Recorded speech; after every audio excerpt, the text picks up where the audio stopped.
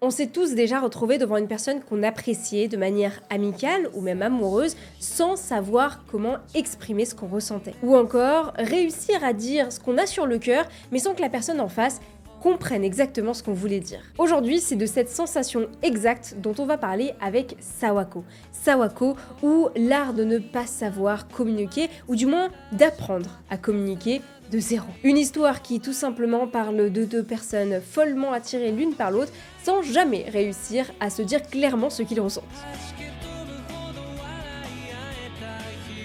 Pour ceux qui ont déjà regardé ou lu Sawako, vous le savez, mais notre protagoniste principale est une fille extrêmement douce, gentille, mais aussi très timide, incomprise et jugée pour son apparence, puisque tout au long de l'anime et du manga, il y a ce fameux running gag, comme quoi les gens l'appellent Sadako, il me semble, qui est une référence à un personnage dans un film d'horreur, donc très lugubre, très horrifique tout simplement, et donc tout le monde lui prête cette image en fait un peu fausse finalement, qu'on se base uniquement sur des apparences, de c'est la fille un peu bizarre, un peu dans son coin, qu'il faut pas trop approcher parce que sinon on va te lancer un sort. C'est ça un peu Sawako. Et pourtant, elle, qui est d'une gentillesse incroyable, elle a juste envie de créer du lien.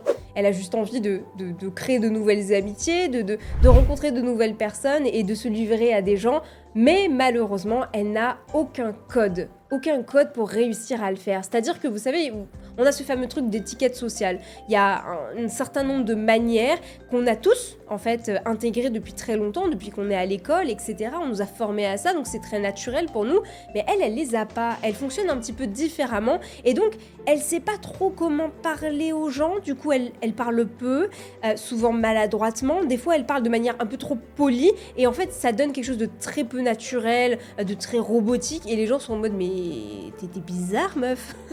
Ce qui va nous amener à une fille qui va être constamment rejetée à cause des clichés et en fait des préjugés que les gens ont sur elle, mais aussi à cause de son manque de communication ou du moins sa manière un peu maladroite de communiquer avec les autres. En face, on a notre protagoniste masculin, Kazehaya. Kazehaya, c'est un petit peu le popular boy par excellence. Voilà, on en a tous rencontré un dans notre vie, au collège ou au lycée, voire même dans les études supérieures. C'est le garçon lumineux, très solaire, toujours entouré, le mec est gentil avec tout le monde veut être son pote aussi, il est réussi et il y a un peu ce truc de il a une aura autour de lui. Et ce garçon, ça va être le premier à réellement faire un pas envers elle et à lui parler comme si c'était une humaine normale et pas juste une créature bizarre sortie d'un film d'horreur, hein. Donc il va être gentil avec elle, il va lui parler de manière totalement classique, comme s'il parlait à n'importe qui finalement.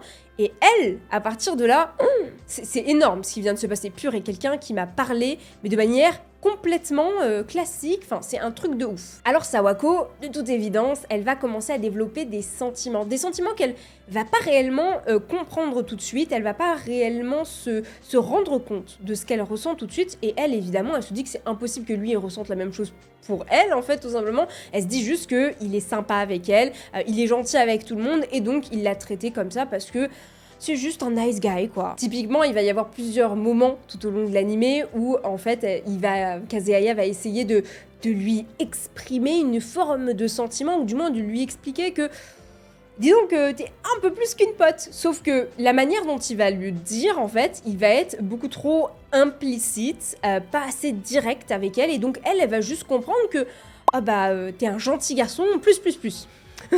Bah oui, parce que c'est impossible pour elle qu'il n'ait ne serait-ce que des sentiments un peu plus qu'amicaux pour elle. Et donc, on est là face au premier quiproquo, en fait, le plus gros quiproquo de Sawako, qui est, en finale, dû à un manque de communication, mais surtout à deux manières de communiquer totalement différentes. C'est-à-dire que Kazehaya, lui, il va essayer, en fait, par rapport au code qu'il a de communication, de lui dire ce qu'il ressent. Sauf que, en fait, elle ne le comprend pas du tout. C'est là qu'il y a un mur qui s'érige, un mur invisible entre les deux, où lui, il va juste être frustré, parce qu'il comprend pas pourquoi elle comprend pas, en fait, parce qu'il a l'impression d'être clair avec ses sentiments, avec elle, de lui dire les choses de manière douce, attentionnée et un peu classe, tu vois, mais elle comprend pas ce qu'il veut dire.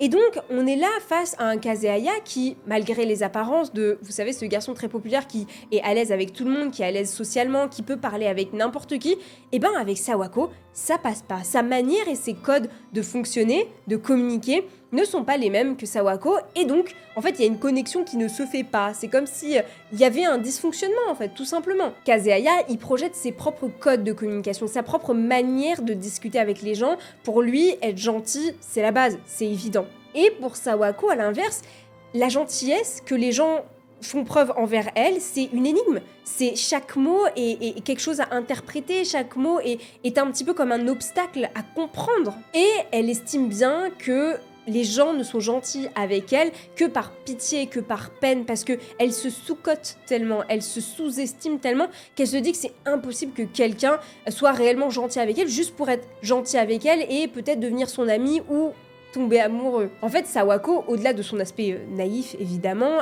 elle n'arrive pas à concevoir la communication comme les autres. Pour elle, l'implicite, ça n'existe pas. Il faut être direct. Elle est très premier degré, en fait, Sawako. Si tu lui dis pas les choses de manière très concrète, et en plus, il faut qu'elle réussisse à le comprendre correctement au moment où tu le dis, elle ne comprendra pas. Voilà, pour elle, ça sera soit de la gentillesse, soit de la pitié, soit vraiment le strict minimum de « on veut pas te blesser ». Donc, avec elle, il faut être explicite, il faut être premier degré. Alors forcément, quand tu dis « je t'apprécie, t'es quelqu'un avec qui je me sens bien bah elle va comprendre « je t'apprécie, t'es quelqu'un avec qui je me sens bien ». Pas « je commence à avoir des sentiments pour toi, je suis en train de tomber amoureux de toi ». Vous voyez, elle ne le comprend pas jusque-là. Parce qu'en fait, c'est tellement loin pour elle. Elle est en mode, bah non, déjà, on devient amis, c'est incroyable. Et en réalité, j'ai trouvé cette facette de l'animé extrêmement bien faite. Alors certes, on nous présente quand même Sawako, qui est un personnage assez à part, et on sent bien qu'elle est en marge d'une société qui, elle, a entre guillemets les codes, ou en tout cas certains codes dans la communication, et qu'elle les a pas, elle n'a pas ses étiquettes sociales. Mais si on le transpose à la réalité, on s'est tous déjà retrouvés dans un moment où la personne en face nous fait une déclaration, où on a envie de déclarer certaines choses, je parle même pas forcément amoureusement parlant, mais aussi amicalement parlant. Mais tant qu'on n'entend pas les mots « je t'aime », les mots « je suis heureux d'être avec toi »,« je suis heureux d'être ton ami », on a du mal à y croire d'une certaine manière. On a besoin d'avoir les termes dits, on a besoin voilà, d'entendre les termes pour réellement y croire, parce qu'on a peur de mal interpréter, on a peur de faire des films, on a peur d'avoir tellement over-interprété qu'en fait à côté la personne, bah non, elle disait juste qu'elle t'aime bien, mais genre sans plus quoi, tu vois.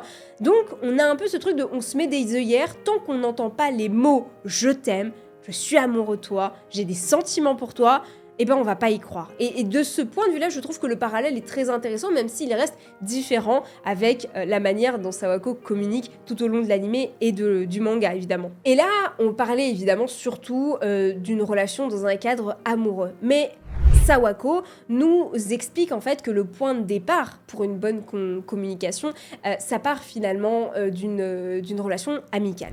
C'est-à-dire que, comme beaucoup d'autres shoujo, il y a un point d'honneur qui va être mis sur le développement des relations amicales. Mais là, dans Sawako, c'est extrêmement important, c'est même crucial, j'ai envie de dire pourquoi.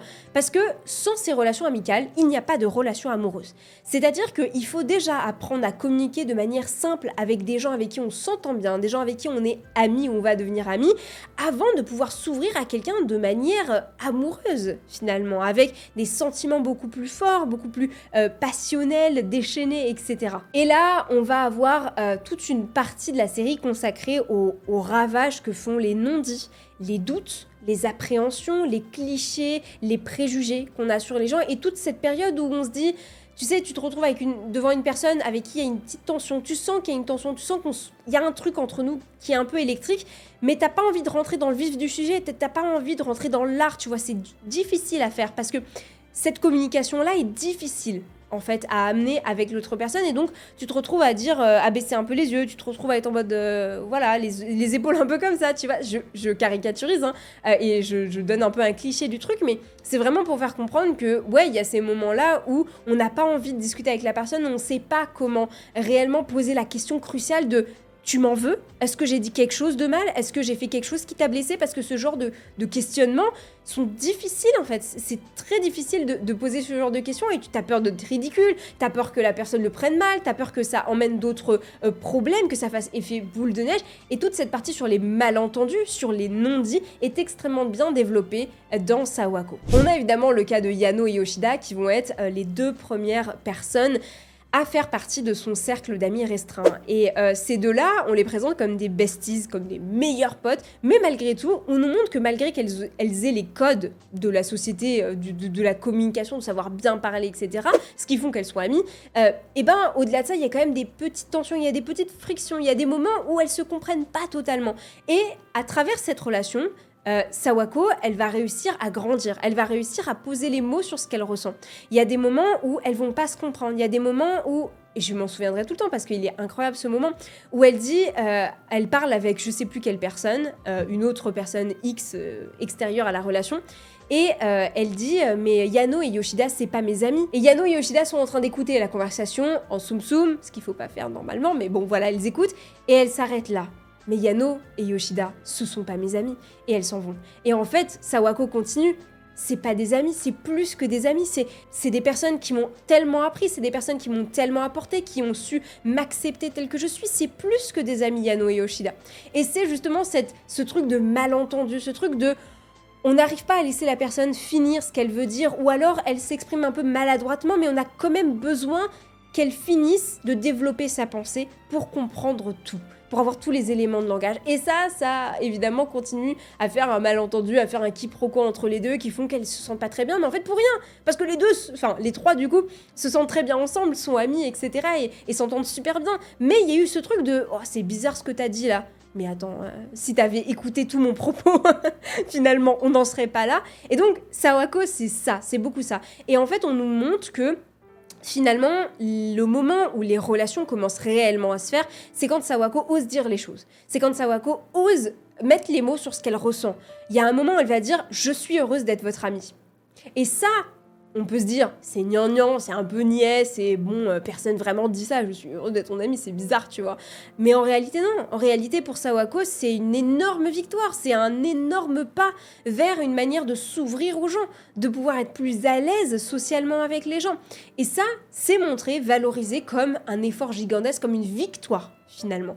Et c'est là tout l'intérêt de Sawako, en tout cas la série, c'est-à-dire que il faut en passer par là, il faut en passer par des petites tensions, par des quiproquos, par des petites frictions, des disputes, pour qu'ensuite on arrive à s'ouvrir à la personne, qu'on arrive à dire ce qu'on a sur le cœur, notamment dans un cadre amical, pour ensuite espérer derrière pouvoir discuter pleinement, ouvertement avec quelqu'un dont on est amoureux, notamment c'est le cas avec Kazeaya plus tard.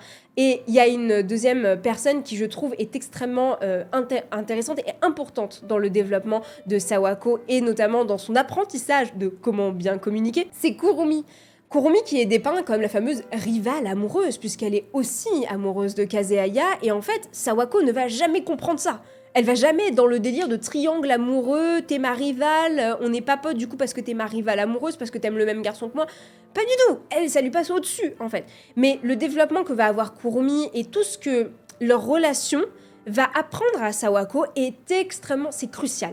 C'est crucial pour que Sawako comprenne l'implicite, pour que Sawako comprenne un petit peu plus le second degré, enfin c'est pas vraiment du second degré, mais comprenne ce qu'il y a en dessous, comprenne le sous-texte, ce qu'on a sous-entendu. Et ça lui permet encore une fois d'apporter de la nuance à sa manière de communiquer. Ok, là, bon, Kurumi, elle me dit pas les choses de manière véridique, de manière authentique et sincère.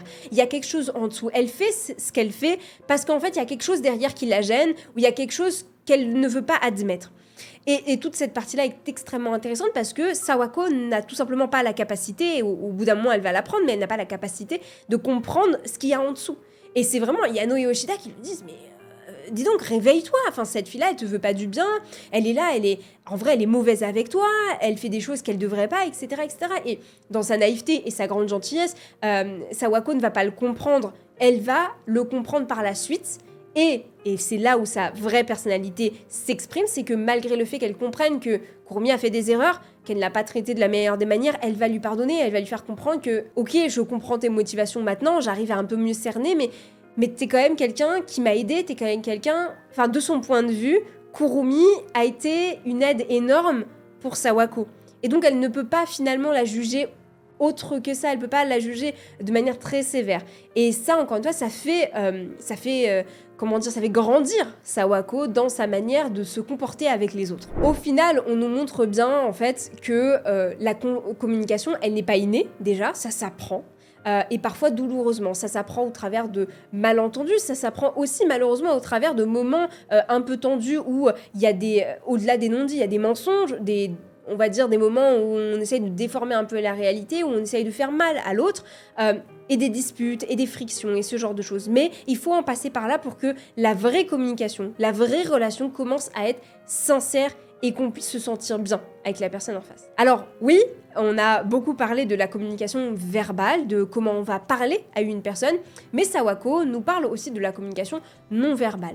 Sawako va aussi nous parler de tout ce langage non verbal qui va passer par ta manière de te tenir, par des regards, par un sourire, par comment tu vas te mouvoir, est-ce que tu vas être plutôt comme ça, est-ce que tu vas être plutôt fier, ce genre de choses. Est-ce que tu vas regarder la personne que tu aimes? Est-ce que tu vas te tourner en classe? Est-ce que tu vas lui envoyer un message? Est-ce que tu vas essayer de lui sourire? Enfin, tout ce concept-là de communication non verbale, du coup, puisqu'il n'y a pas de mots qui sortent de ta bouche, simplement des regards, des sourires et une manière de se comporter, va être valorisé dans Sawako et en fait va permettre à Sawako de mieux comprendre la personne en face d'elle. C'est-à-dire que, je prends un exemple un peu con, mais il y a une différence entre dire « je t'aime » à quelqu'un et entre lui dire « je t'aime ».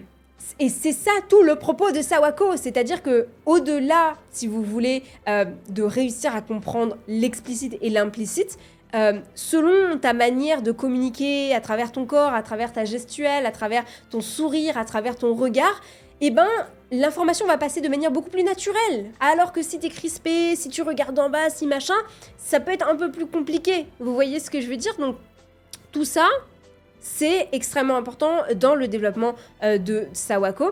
Et notamment, c'est la même chose pour Kazeaya. Kazeaya, avant de faire sa déclaration et de dire les choses, il va passer pendant des chapitres par des appréhensions, est-ce que je vais le faire, est-ce que je vais pas le faire, est-ce que je vais bien le faire, non mais je devrais pas, puis il recule, puis il fait 10 pas en arrière, puis il fait un pas en avant, puis... Et tout ça, ça contribue à créer, au final, une relation authentique, une déclaration authentique, parce que tous ces allées et venues, en fait, vont faire que ça va rendre le « je t'aime » de fin, on va dire, ou en tout cas, le moment où ils se mettent réellement à se déclarer leur flamme l'un pour l'autre réellement, tu vois, et qu'ils se comprennent, beaucoup plus tangible, beaucoup plus... authentique et sincère. Malgré son esthétique extrêmement fleurie, très mignonne, hein, on rappelle que Sawako c'est un shoujo, donc forcément on a un petit peu cette esthétique qu'on reconnaît bien au shoujo lycéen notamment, où on a envie d'apporter de la douceur, d'apporter beaucoup de poésie, hein, visuellement c'est magnifique. En fait, Sawako va dépeindre un peu toute la complexité des sentiments adolescents. L'adolescence, c'est une période où on est complètement drivé par nos émotions, mais surtout par nos hormones, en fait. C'est pour ça qu'on a des phases extrêmement heureuses, extrêmement « waouh, trop bien, la vie, c'est incroyable », et des fois complètement down, où on sent qu'on n'a plus la force, qu'on ne sait pas comment faire, on n'arrive pas à comprendre notre environnement, on n'arrive pas à communiquer avec les autres. Et ça, c'est extrêmement bien décrit dans Sawako. C'est vraiment ce que j'adore dedans, c'est qu'on va pas mettre de filtre, on va vraiment montrer purement et simplement à travers nos différents protagonistes, d'ailleurs, pas que à travers Sawako et Kazeaya, mais aussi à travers Yano et Yoshida et leurs propres relations. Enfin, moi, j'ai trouvé les histoires secondaires, on va dire, de nos personnages secondaires extrêmement intéressantes, extrêmement bien faites. On a de tout, on voit de tout, et c'est génial parce que ça rend vraiment le lore de Sawako extrêmement tangible, extrêmement réel, en fait. Et ça, c'est génial. Ce qui m'a émerveillée dans Sawako et ce qui montre à quel point, ouais, la communication, d'une, c'est pas inné, c'est pas chez tout le monde, il faut l'apprendre, et c'est d'une importance capitale, peu importe dans une relation amicale ou amoureuse, ou simplement de travail, de collègues, etc., c'est que chaque effort est valorisé.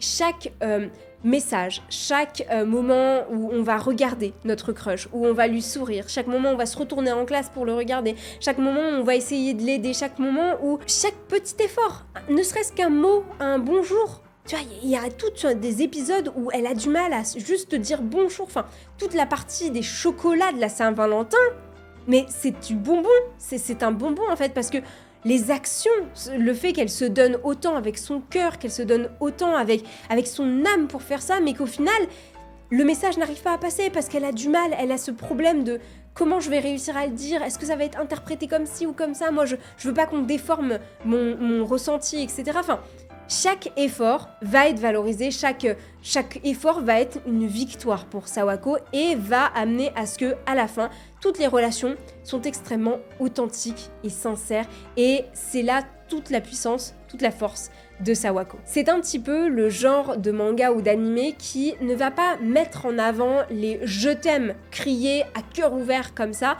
mais plutôt les merci dit les yeux baissés. Enfin, vous voyez, c'est vraiment ce genre de truc où tu dis la vraie victoire. C'est ce moment où tu arrives à communiquer, où vous arrivez à vous comprendre. Et c'est là tout l'enjeu de Sawako et cette manière si particulière de dépeindre la communication à l'âge adolescent. Et voilà les amis, cette vidéo s'achève ainsi, j'espère qu'elle vous aura plu. J'avais envie de vous parler de Sawako depuis un long moment, je savais pas exactement comment l'amener. Voilà, vous savez que je suis un peu dans cette optique de vraiment essayer d'élargir mon spectre d'animés et de mangas desquels je parle. Alors ce qui est génial, c'est que j'ai regardé du coup la série complète en animé et ensuite je lis le manga qui est disponible sur Manga.io. Donc si jamais vous avez envie, n'hésitez pas, voilà, c'est super cool.